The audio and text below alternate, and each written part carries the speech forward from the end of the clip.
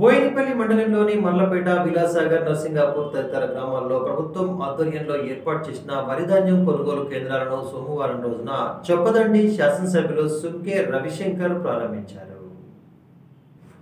బోయినపల్లి మండలంలోని మర్లపేట, విలాసాగర్, నర్సింగాపూర్, వెంకట్రాయపల్లి, కొత్తపేట, మనువాడ, మల్లాపూర్ తదితర గ్రామాలలో ఏర్పాటు చేసిన వరిధాన్యం కొనుగోలు కేంద్రాలను సోమవారం రోజున చొప్పదండి ఎమ్మెల్యే సుంకే రవిశంకర్ ప్రారంభించారు.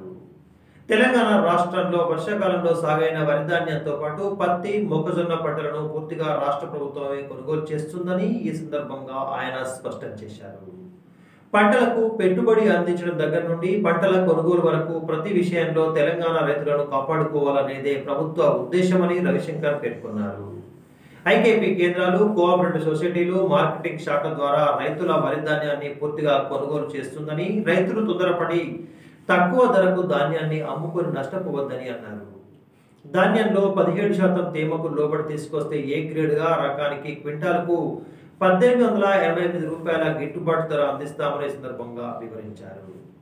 కార్యక్రమంలో ఆయన వెంట టీఆర్ఎస్ నాయకులు కత్తెరపాక కొండయ్యతో పాటు MPP Parlapalli Venugopal, Narsingapur society chairman Surender Reddy, గ్రామ ప్రజలు, యువకులు, రైతులు హాజరయ్యారు. అయిపోయింది. 50 కిలోలు వచ్చినాయి. ఉప సర్పంచ్ 50 కిలోలు వచ్చినాయి.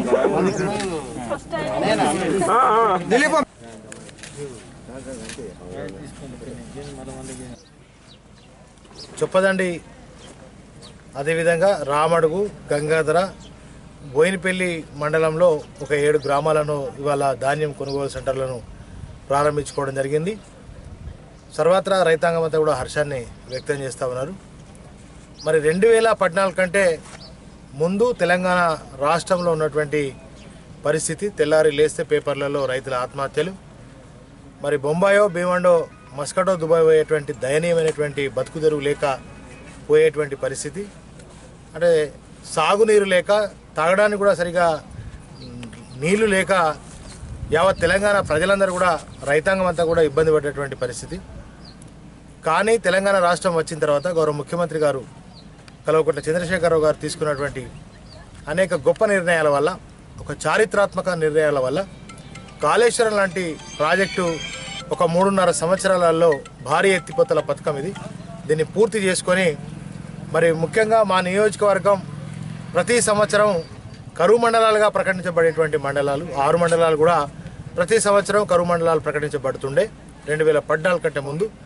మరి మా నియోజకవర్గంలో ఒక దిక్కు గాయత్రి పంప్ హౌజు, అదేవిధంగా Narayanpur reservoir, Rampur pump house, Potharam reservoir, Maisamma చెరువు, సముద్రాన్ని తలపించే మిడుమానేరు, వరద కాలువ ఒక జీవనదిలాగా మారి ఒక మినీ రిజర్వాయర్గా, ఒక ప్రాజెక్టుగా మారినటువంటి పరిస్థితి కారణం చేత మా నియోజకవర్గం అంతా కూడా ఎడారి లాంటి నియోజకవర్గం ఇలా సస్యశ్యామలమైంది. బంగారం అసలు పంటలు ఇలా పండుతున్నాయి. మరి గతంలో 2014 కంటే ముందు అసలు ధాన్యం ఇక్కడ వరి తినడానికి మాత్రమే పండించుకునేటువంటి పరిస్థితి ఉండే. కానీ ఇవాళ దేశంలో ఎక్కడ లేనటువంటి విధంగా భూమికి బరువు అవుతుందా అన్నంత పంట తెలంగాణ రాష్ట్రంలో పండడం, దేశానికే ఒక అన్నపూర్ణగా తెలంగాణ రాష్ట్రం మారడం, మరి ఈ యొక్క ఇక్కడ పండినటువంటి పంట యావత్ దేశానికి పంపించే విధంగా, పంపిణీ చేసే విధంగా మరి గొప్పగా కేసీఆర్ గారి నిర్ణయాల కారణం చేత ఇవాళ బంగారం వంటి పసిడి పంటలు ఇక్కడ ఈ రాష్ట్రంలో పండుతూ ఉన్నాయి. దానికి ముఖ్యమైన కారణం మరి 24 గంటల నాణ్యమైన కరెంట్. మరి గతంలో నాణ్యమైన కరెంటు కాదు కదా, కరెంట్ ఎప్పుడు వస్తుందో తెలియదు, కరెంట్ ఎప్పుడు పోతుందో తెలియదు. మరి మోటార్లు కాలిపోతుండే, మరి భార్య పిల్లల్ని వదిలిపెట్టి మోటార్ల కాడ పడుకునే కరెంటు ఆ పొలాన్ని పారించుకునేటువంటి పరిస్థితి ఉండే, ఆ ఎకరము అరగుంటను అర ఎకరము. కానీ వాళ్ళ నాణ్యమైన 24 గంటల కరెంట్ వచ్చింది. అంతేకాకుండా సాహుకారు దగ్గరకు పోయి రైతు అప్పు చేసి ఎరువులు, విత్తనాలు కొనుక్కునేటువంటి పరిస్థితి ఉండే. కానీ నిజమైన రైతు బిడ్డ కనుక, రైతుల కష్టాలు తెలిసినటువంటి బిడ్డ కనుక రైతు బంధు పథకాన్ని ప్రవేశపెట్టి నిజంగా రైతుకు బంధువుగా మారి ఎకరానికి పెట్టుబడి సాయం కింద 10,000 రూపాయలు అందజేస్తూ ఉన్నటువంటి ప్రభుత్వం ఇవాళ తెలంగాణ రాష్ట్ర ప్రభుత్వం.